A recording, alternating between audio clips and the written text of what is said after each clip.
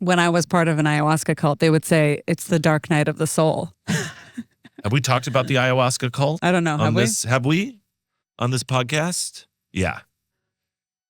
Yeah. More.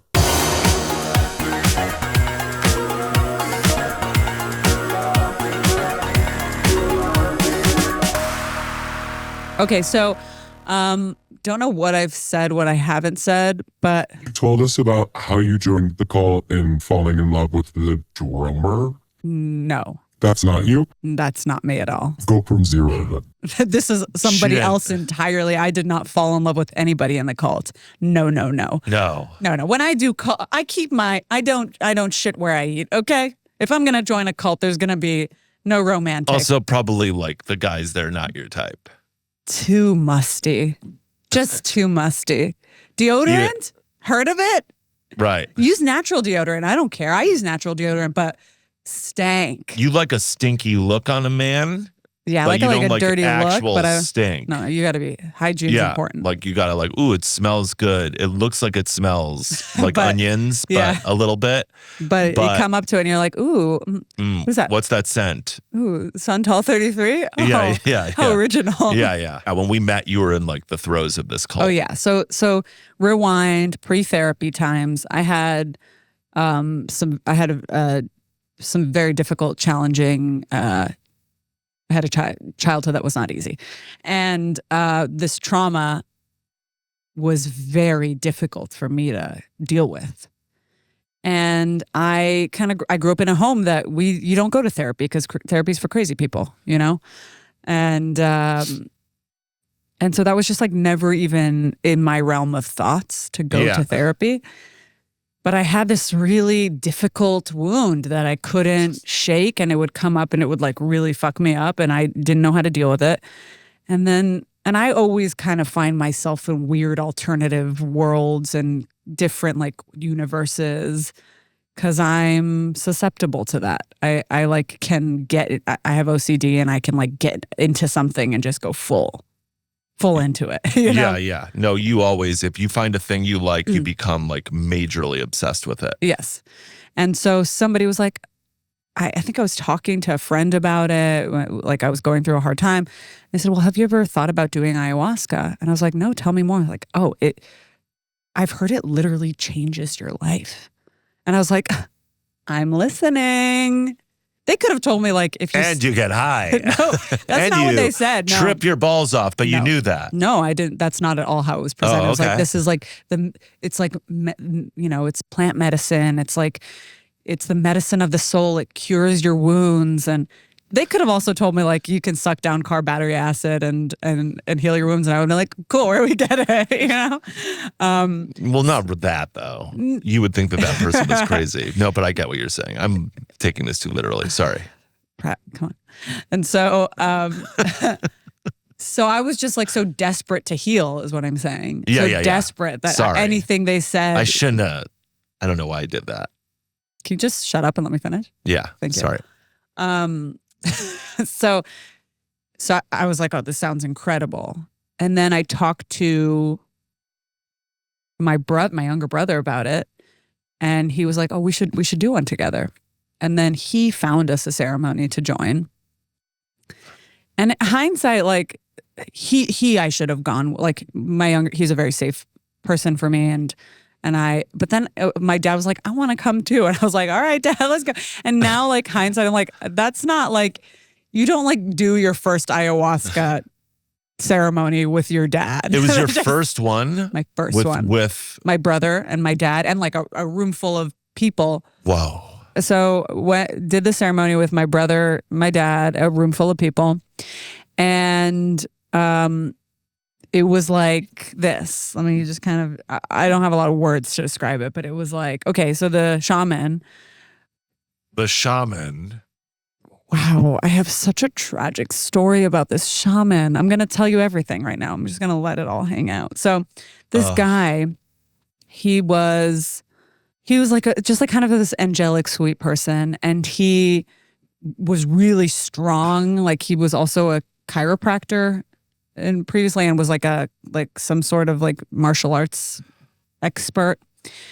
And I remember he like he was like going around the room and like playing all these like cool instruments, these that I've never seen before.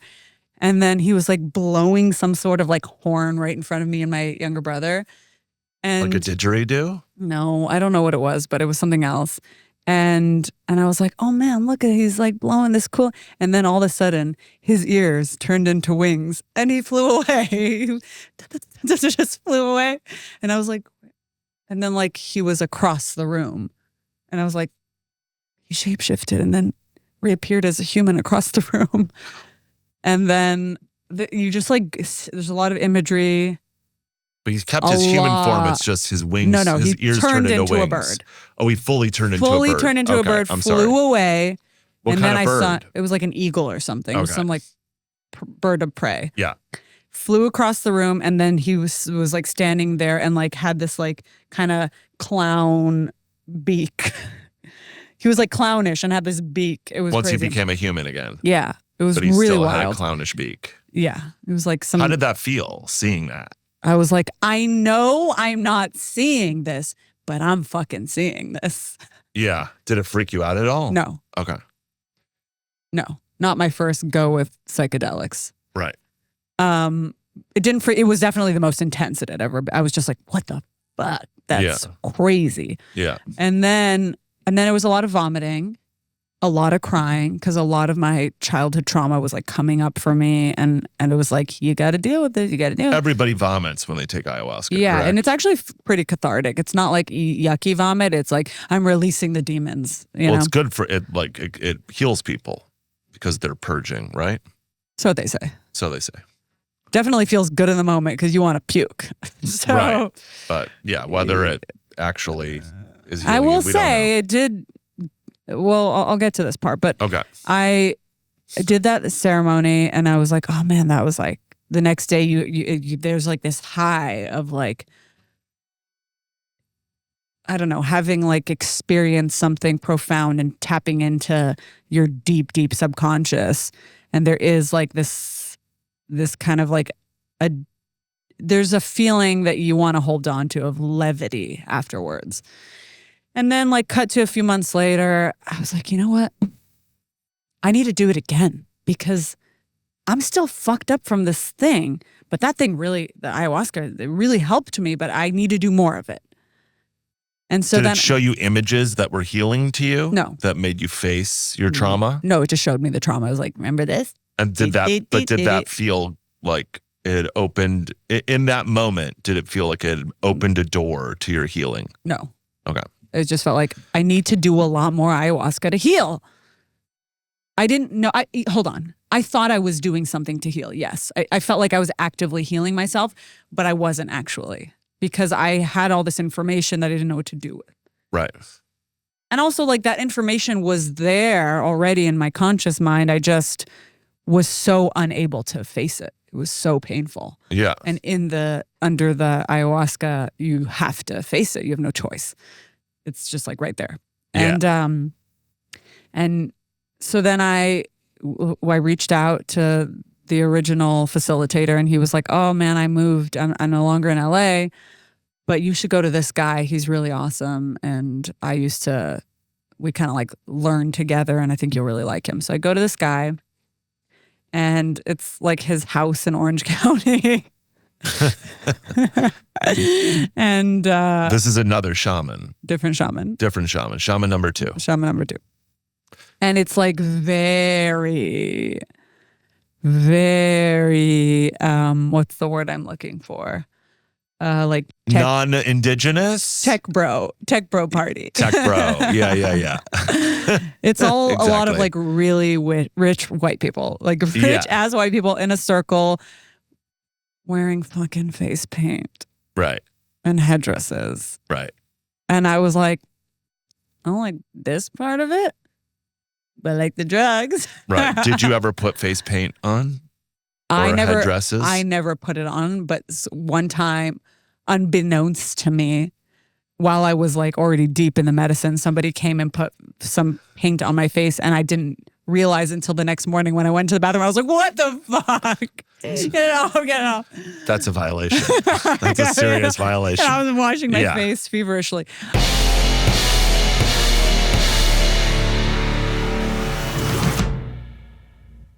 You know what's so fucking annoying about those people? It's just like they're all so fucked up and they're just like, hey, sister. Like everyone calls you fucking sister. And like, I'm like, dude. That's so awful. Dude, like. That's so triggering to me. It's like tech bros like coming up to me like, the goddess in me sees the goddess in you. I'm like, there's no goddess in you, my dude. That's so triggering because of my deadhead past. Yeah. Where I'd like literally be hanging out with people who like have like a dolphin charm and be like, whoa, my God. Oh my God. Oh my God. Listen to this. Just the goddess in me sees the goddess in you. People from a guy who's like probably worth $500 million and like invested in Bitcoin early days. Destroyed so many lives. Has his own fucking airplane and he's like, the goddess in me sees the goddess in you. Fuck you. And I'm like, okay, whatever. So just get high, bro, and shut the fuck up. Watch your fucking face melt off in the mirror and shut your fucking mouth. Here's a good one. One of the tech bros, I don't even remember, like I don't even have faces to like any names to these faces, but I have like images of faces. Yeah. One of them, like, and they're always like, you have to wear all white. Of course. And so they're always in all white. It was like such a cult. And he came and he just, I was in the middle of like crying. I mean, I don't have like I have like memories of the ceremony, but like, you know, it can like, there are things you remember and then like you're gone into the stratosphere for 3 hours and then you come back. And so I'm like crying and purging. I'm having like a really, really intense, violent like episode with this very significant childhood trauma. Yeah. And I'm throwing up and I'm crying and I'm like, I feel so helpless. I remember this like feeling. And I guess shaman decides Ari needs all the men in the room to hold space for her. Oh. And I don't know if I told him like what my trauma was. This happened like more than once, but all the men to come around and hold space for Goddess Ari. They're all sitting around me. It's like 6 tech bros in white. Did he know about your trauma? I don't think I ever told him explicitly what had happened. Maybe I like alluded to like there was some like traumatic event from my childhood. So yeah. He comes and sits around me, and then one of tech bros, let's say tech bro number 3, comes and sits in front of me, and he's got like all these, he has like a tool belt on full of crystals. Crystals and like rose spray and like maybe like some scented oil of like Palo Santo or something, whatever, sandalwood maybe. And he's got like his like belt of all his goodies. And I was like, he had to buy that belt. He had to think I have to buy a tool belt for my crystals and rose spray. Right. And he did that while he was, not high on ayahuasca. Not high. Maybe he was high on something else. Hopefully. Probably ketamine. Yeah, he was probably in fucking Home Depot. He went from Home Depot to Anthropology. I think he probably went back and forth. He got the belt in Home Depot. because it was like a custom, like it was a pretty leather like custom belt. Oh, he paid like $20,000 for the belt. Yeah. So fuckhead. So he's wearing this belt and he like comes and sits in front of me. Like he's about to change my fucking life. And I'm like, like that crying. And he sits in front of me and he's like, what the fuck this bitch's life up right now. He goes, he's making crazy eye contact with me. And he's like, I'm about to bestow the gift of your life. It's going to heal you. And something in him was like, something told him like, this is going to change. This is going to release her of her worst trauma. And he pulls a crystal out of his belt and puts it on my forehead while he's making eye contact with me. Do it. But let me use something. Use this glass of water.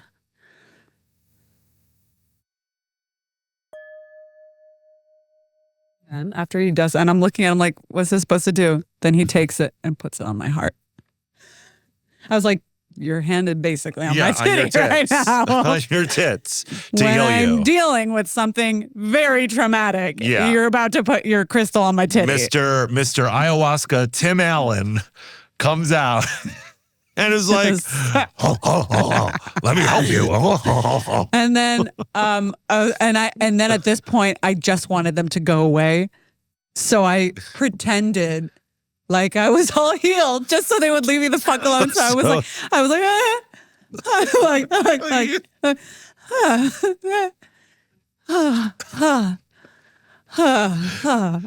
thank you for that. Thank you. Oh, I release you all. Wow. I release you all. So you said I release you all? No, but I was just like, thank you. Like, just get the fuck away from me. Oh my God. So even in the ayahuasca ceremony. I mean, that was like in hindsight, and even driving home, like I never lost my sense of awareness and my perception, how I see the world. I was driving home laughing hysterically about that. I was like, that was fucking dumb as shit. So, wow. And I had so many situations like that, but that one was really a special one for sure. And you were the only one who didn't have to pay because. Oh right. So the reason I like fully joined this. I say cult lightly because I never felt like I couldn't leave or it was just like I was spending a lot of time there. I was spending a lot of weekends over there. Yeah. But the shaman really loved my singing. I like was singing a song. It's like honestly, I don't even know if it was. He was like playing some shamanic chant, and I was like, doing, and I was like, this is so fucked up. No, but like do it. I do like something like it. Like what was it like? I don't want to do it. Come on, you gotta do it. I remember one of the songs. Okay, yes, do it. I've never heard this. I've never heard this before. And It's I don't so know why I've fun, never though. asked you to do the song. I don't want to do it. Why? All right, I'll do it. It's so humiliating. You have to do it. It's so just humiliating. Okay, I don't want to force you to do it. I'll do it, but I'm going to turn bright as red. It's so humiliating because it's like the hyper awareness now. But they would be singing like these shamanic chants, and there was one that was really pretty, and it was about like the goddess of water, and it went like this. I'm going to cover my face because I'm so humiliated.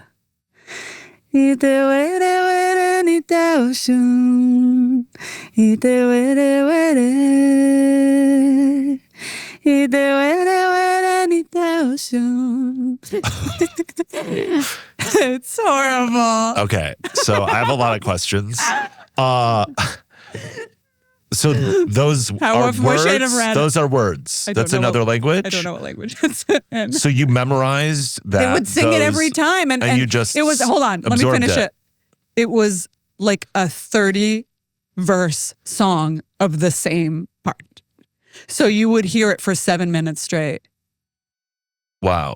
So and it's about like the goddess of water. It's the same words over and over and over again. Mm-hmm. And what it's about the goddess of water. What about the goddess of water? I didn't really do much recon. I was just like, this is so beautiful. What is it about? And the guy was like, it's about the goddess of water. I was like, I mean, it is pretty.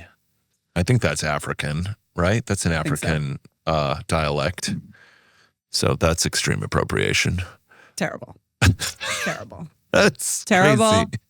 Terrible. And it was always like fucking white people on their guitars singing this. And I was like, there was like, maybe 3 black people in the room of like 30 white people. I'm surprised there were any. How many Jews, though? Me. Yeah.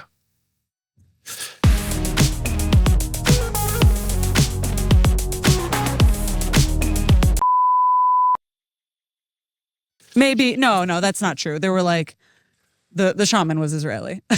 And he had like this really traumatic background where he was like in an actual cult and had to escape the cult. He was in this like violent, horrible cult where they were sexually abusive, and he was like in it for 8 years and had to plan his escape. Jesus. And then started his own cult light. Oh yeah, cult light. That's interesting that you go from cult heavy to cult light. I guess that's you have like a propensity for cults, you're gonna. I guess that's like heroin addicts who like still smoke weed and drink wine. True. What happened to the first shaman? You said there was a tragic story about the first shaman. So sad. Ugh, this poor man. So he He was also from Israel. And these guys were like really lovely people who obviously had traumatic upbringings or traumatic experiences having lived in a kind of war-torn country. Yeah. And this is me analyzing them. None of this has been confirmed or denied by them, but This is a theory. my theory is that they were really fucked up from having grown up where they grew up. Right. And they were really seeking a way to heal and didn't have quite the right tools. So this guy also suffered from mental illness, the first one, shaman number 1. Yeah.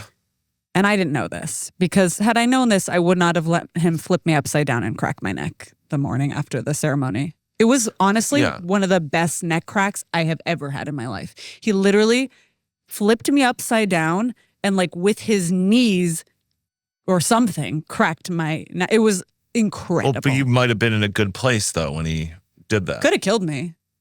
Hindsight. Cracked my neck so good, but he could have killed me. Yeah, but he did if the he opposite. was crazy. If he was crazy. If he was having his episode. I should say crazy.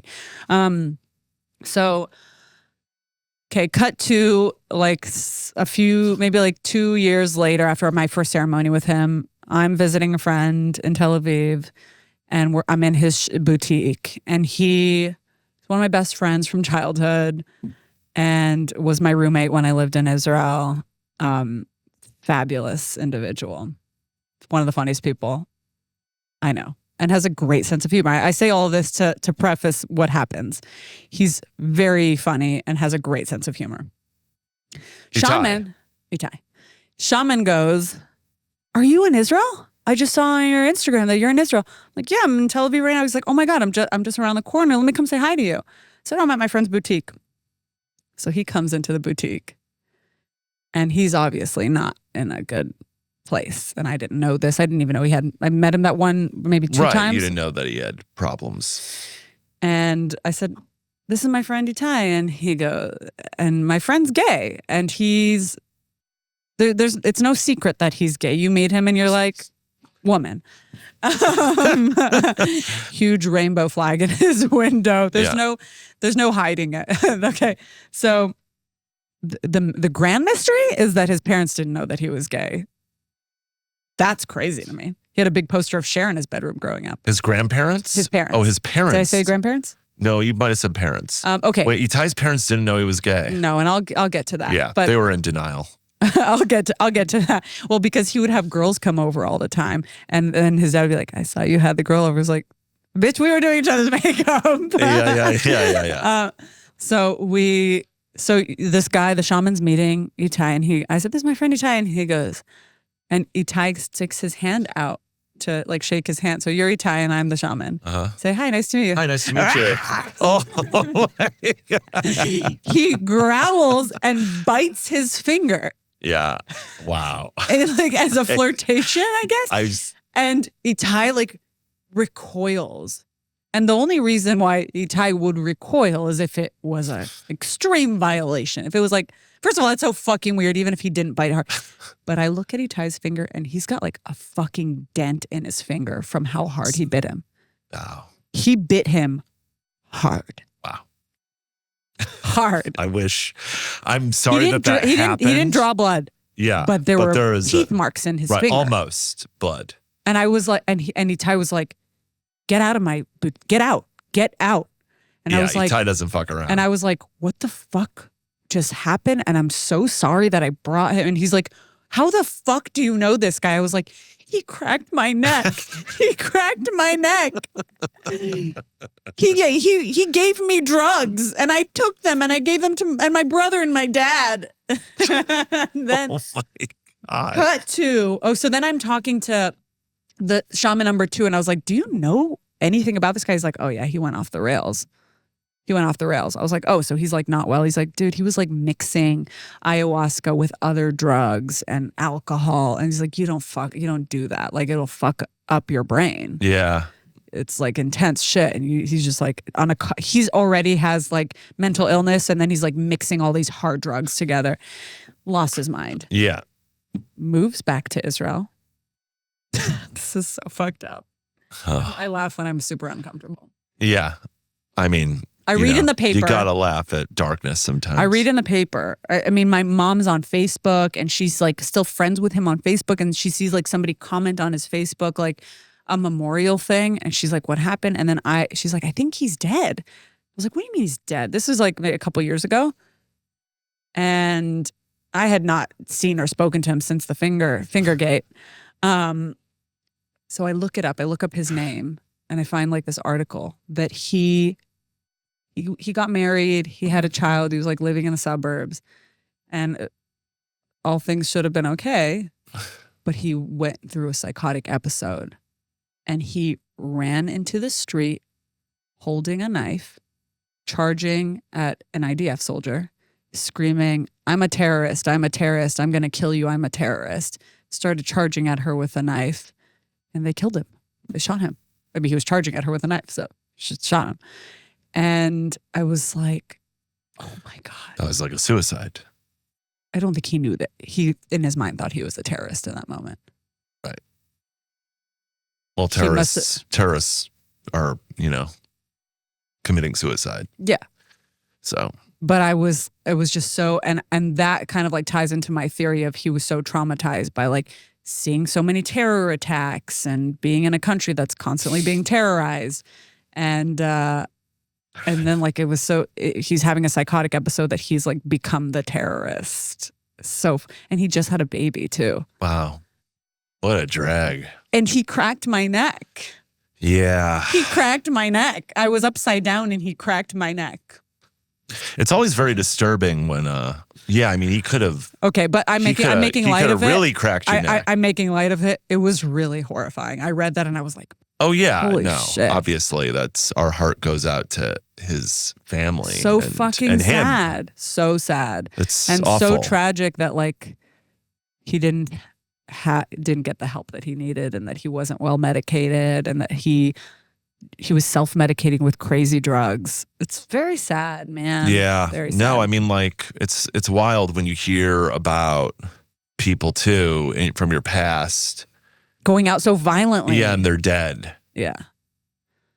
Like I used to like, in my deadhead days. Yeah, it's like a couple people are dead. I found out one guy got like shot by the cops.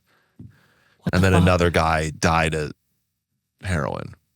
And that wasn't that big of a surprise, but like it was just like when you see those people like who you've had like interactions with and then they're dead, you're like, oh wow, like I mean a couple. What is life? Yeah, but also like you're like, oh, a couple steps towards that, I could have been dead now. I mean, I know. I could have become like that person. Yeah. It's very wild. I hung out with this like ayahuasca stuff really triggers that whole period of my life. It was like late in high school. It's the same thing, different. I went on the last. It's the same thing, different. Same. It's the same like type no, but what's the phrase? Same, different. Same beast, different. Same. Yeah, we know. We know you. Same beast, different same shit, different animal. Day? Same shit, different day. Exactly. And I hung out, like all the people I hung out with, it was like the last 2 years of high school. I was the only one who didn't have dreadlocks. And just a pompadour. Only one person was of color who had the dreadlocks that I hung out with. And everybody else. Not. And okay. I had like a full head of like really curly hair. And like the way in which these kids, I think part of the reason that like I'm still around is that I didn't dread my hair and listen to them, because I think somewhere in my subconscious I knew that if I dread my hair, I'm just going to be so fully gone, and I'm going to piss away like my childhood dreams of being a comedian and an actor, and it's just all going to be a drifter. A drifter. I thought about that. I was like, because I went on the last Dead tour ever. I went on a blue school bus and with this hippie family. How'd you meet them? They lived in my hometown, and like we, a bunch of us would go over to their house and get high all the time. Kids? Huh? They had kids? They had younger kids, yeah. And they would just get high in front of their kids? I mean, I think they might have smoked pot in front of them. I think there was pot smoking, but like in everybody's minds, like pot smoking was the equivalent of drinking wine. I will say that I once in my like early music recording days, I like the producer that I was working with, his cousin and her kids who were young, like 5 and 7 maybe. Yeah. They came to, he had a home studio and they were over like staying with him or something. And their mother and the producer and like her boyfriend were all smoking pot in front of the kids. They were smoking weed in front of the kids. And I was like, this is horrible. Yeah, I mean, like, but like, you know, the culture of like what we thought was And that it wasn't, marijuana. by the way, it wasn't that like, it was that the kids were becoming aware that their mother's like, she was high. She was like shifting into getting high. And they were like, oh, like, it's like, okay, we don't get to like talk to mom now for the next few hours. But And the that mentality fucking was weird. though that like that marijuana is better for you than alcohol. And so if parents can have drinks in front of their kids, Yeah. why can't they smoke in front of their kids? The kids never got high. Like it wasn't That's like the true. kids I were guess doing like drugs. I drink alcohol in front of children all the time. Yeah. So like, I don't know. There I you mean, I go. still don't know how I feel about that. And I wouldn't get I actually, high. when my parents would throw parties and all their friends would get drunk, I loved it. Right. I thought it was so I fucking wouldn't smoke fun. weed in front of our kids. I wouldn't do that, you know, but Would you drink wine in front of them? yeah, of course. So what? I guess what's the difference? I don't know. It's something that Culturally, it's I just think we'd one's have to become think about. I don't think one is more acceptable I than the also other. don't think marijuana is worse than alcohol. No. So Well, I don't know. For me, it is. Makes me crazy. no, but I mean in terms of a moral sense. No. Anyway, I remember this one kid, he had dreads. He's like, when are you going to dread your hair, man? Dude, when are you going to dread your hair? I'm like, I can't dread my hair, man, because I'm an actor. And at one point, I might have to cut my hair for a role. And he's like, what? I was like, I told him I killed someone. and he was like, what? What do you mean? I'm like, yeah, like not every character I'm going to play is going to have long hair. So I might have to cut my hair for a role. And he looks at me and he goes, gonna chase those crazy bald heads out of town. Chase those crazy bald heads out of town, yeah. Which is a Bob Marley lyric. And I think I'm grateful that he did that because that was like a moment then where I was like, something's wrong here. I don't belong here. Can I say And something? as high as I am right now, I see some sort of clarity. So it was like I was grateful I that thought like that was gonna. He like looked into my eyes and he said that, and then he kissed me. I wish that would have at least I would have gotten something out of that. A nice kiss, sucked my dick, you know, felt his dreads tickling my balls while he went down on me. That would have been good. That What was his dirty, name? dirty. I don't remember that kid's name. Was he think that- white? Yeah. Of course. And he's like a heroin addict. I was hanging around with like a lot of kids doing heroin. I never did it. What? That's so crazy. I didn't I mean, know like, heroin addicts until I was in my 20s. I mean, I hung out with so many fucked up kids. Like nobody. I was the only person who was like still in school. And what? Just talking about people who didn't go to school like they're fucked up. No, I mean like, yeah, but you didn't drop out of school because of the reason these kids dropped out of school. You know what? I take that back. I shouldn't use that as a judgment. That's fucked up. No, there's a lot of brilliant. Like, first of all, I might as well have dropped out of school because I didn't do my homework and I didn't. Oh, the only thing I paid attention to was acting class, and everything else I could give a fuck about. I was all about self-education. So I was never a good student. It was just like these kids were like kicked out of school for like crimes. Got it. Not Got it. because they saw it as a waste of time or anything like that. Got it. They were like criminals. They were all No, criminals. I was not a criminal. I was Yeah. the opposite of a criminal. But So I was like the chauffeur for the criminals. A lot of times I would be driving them around. oh, it sucks. And they would like sell coke to buy weed. They just, steal nitrous tanks. They would steal nitrous tanks My first boyfriend was out of trucks, and then we would throw nitrous oxide parties, and they'd sell the balloons to all the dumbass suburban kids who would be like huffing down like a balloon this big of nitrous oxide and fish out. Do you know what that term is? I'm guessing they pass out. Yeah, you would like turn blue and then pass out. I did it all the time. I did it all the time. So, and like, cause the room would go, it was like, yeah, I mean, like What do you're you think- huffing what do you think nitrous those oxide people- gas. You think that affected their brains? Well, I mean, my brain's fine. But every day, like afterwards, though, I would admit it to my mother. You talking are about such no a fucking boundaries. loser. But I think Why this would you saved tell me. your I think mother? this saved me being like the. I'd be like, Mom, I was- huffed nitrous oxide last night. get it. Do you think I lost brain cells? And she'd be like, No. She's like, maybe you lost some, but you're fine. You're fine. Oh, that's what you do to me. Yeah. Oh, I'm your mother. Oh, that's just wonderful, isn't it? I turn everybody into my mother if I lose So control. I was a little bit different. Like because I also had no boundaries with my mom. I wouldn't like I wouldn't tell her too close to the event because then it would be like she would try to do an intervention on me. So Yeah. I would wait a couple months, because my whole mission was to like totally desensitize my mom to like how nuts I am, but in the grand scheme of things, not at all. So I would tell her like 3 months later and be like, oh yeah, I went to this like crazy party and I dropped some acid. She'd be like, what? What? And then I'd be like, well, you and Dad used to do it. She's like, yeah, but that was stupid. You shouldn't do it. I was like, hold on, girl, you were like doing. You just gaslit me so hard. No, because I wouldn't do it the day after. I would wait. What's the difference? Because like, You I still think- have an impulse to confess. I guess so. But I guess I wanted to hold on to it for myself a little longer.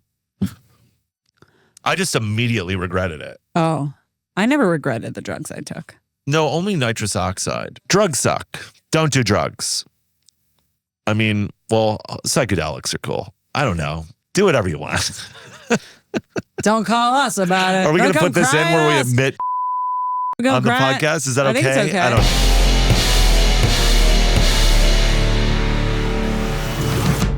Thanks for listening to Neurotica. Yeah, this is Neurotica that you just listened to or watched. And don't forget to like it, subscribe to it wherever you subscribe, which makes sense that it would probably be this platform that you're currently listening to or watching, because you naturally came here to Here you ingest are. the show.